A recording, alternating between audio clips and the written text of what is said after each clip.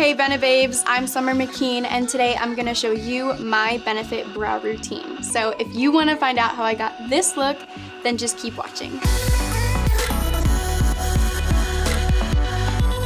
So to begin, I'm gonna use the Goof Proof Brow Pencil. This is really great because it has a teardrop tip, which makes it really easy to apply, and it instantly adds definition and shape, which is awesome. So I like to start off by spooling through my brows to set all the hairs in place. Next, I like to line the base of my eyebrow and kind of pull the product up and through to disperse it. Since my eyebrows are pretty full, I like to focus on the sparse areas, which are my tail and my arch. All right, so for the last step in the brow routine, I'm gonna use the Boing Airbrush Concealer. This is really nice to further define the eyebrows and just kind of clean it up.